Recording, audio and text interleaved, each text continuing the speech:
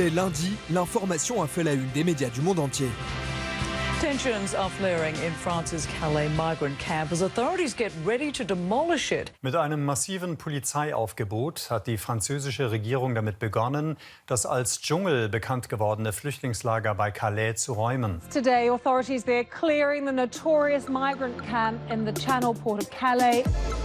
L'évacuation des milliers de migrants présents dans la jungle de Calais, une opération sous la pression médiatique de centaines de caméras.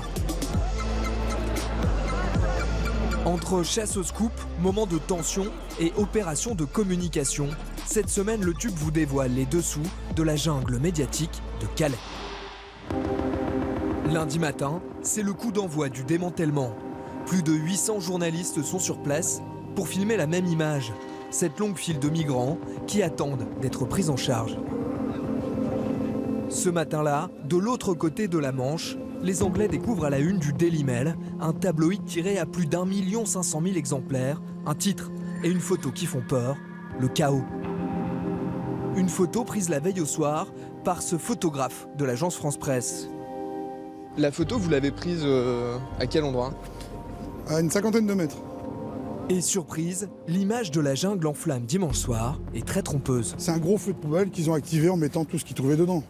Donc c'est vrai que la nuit, avec les fumées de gaz lacrymogène, forcément, c'est une image photographique. On a l'impression que la jungle est à feu et à sang, la jungle est en flammes. C'est qu'une impression, c'est un gros feu de poubelle. Mais c'est vrai que le titre est un peu abusif, quoi. Il faut remettre toutes les choses dans leur place, quoi. C'est pas le chaos, il faut relativiser, c'est pas Alep. T'es une vendeuse qui n'apaise pas les tensions entre les journalistes et certains migrants.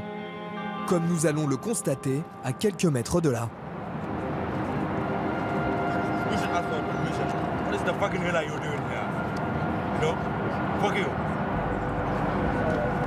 Un peu plus loin, nous croisons justement ce journaliste du Sun, un tabloïd anglais qui multiplie les unes chocs sur Calais.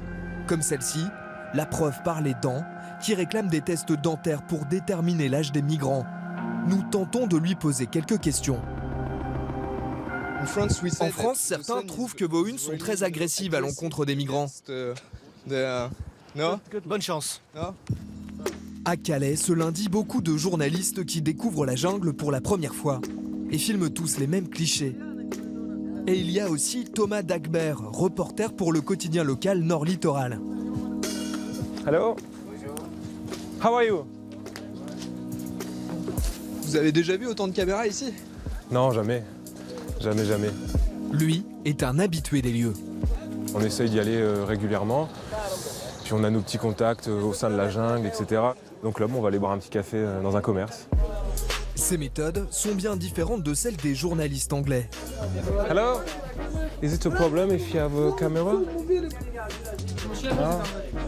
Nous quittons le reporter local à la pêche aux infos dans l'un des derniers commerces de la jungle, encore debout. Et retrouvons le lendemain matin Mélissa Bell, en duplex, sur CNN International.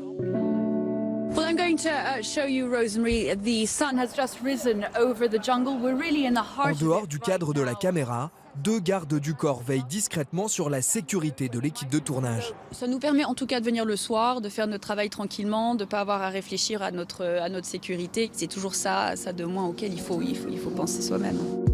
Comme CNN, de nombreuses équipes de télé sont elles aussi venues accompagnées de gardes du corps. Mais pour filmer le départ des bus de migrants ou l'intérieur du centre d'accueil, c'est cette chargée de communication de la préfecture qui encadre les journalistes. Suivez le guide. Enfin, vous allez voir tout, vous allez sans doute voir un départ de bus. Donc il n'y a pas de souci, si vous voulez prendre des clichés à l'intérieur du bus pendant que les gens grimpent dedans, etc., il n'y a pas de problème. Si on voit qu'on est à la fin du tour, qu'on est à 30 minutes et qu'il y a un bus qui est sur le point de partir, on attendra 2-3 minutes, il n'y a pas de problème. C'est combien de temps le tour? 30 minutes. C'est parfait. Prendre la foule qu'il y a là-bas, ça légalement, nous, ça ne nous pose pas de soucis, juste rien qui puisse faire en sorte qu'il soit vraiment reconnaissable et cadré. L'image que veut surtout montrer le gouvernement, c'est celle-ci. Celui-là va partir plus tôt. Si vous voulez un car qui part, celui-là partira plus tôt. Les migrants qui montent dans le bus. Ce soir-là, dans le 20h de France 2, une reporter consacre carrément un sujet entier à son voyage en immersion dans l'un des fameux bus. Ce soir, ils poseront leurs bagages dans l'est de la France. Mercredi, la préfecture a annoncé que tous les migrants avaient quitté la jungle. Et depuis, presque tous les journalistes aussi. À quelques mois des élections, opération de communication très maîtrisée pour le gouvernement.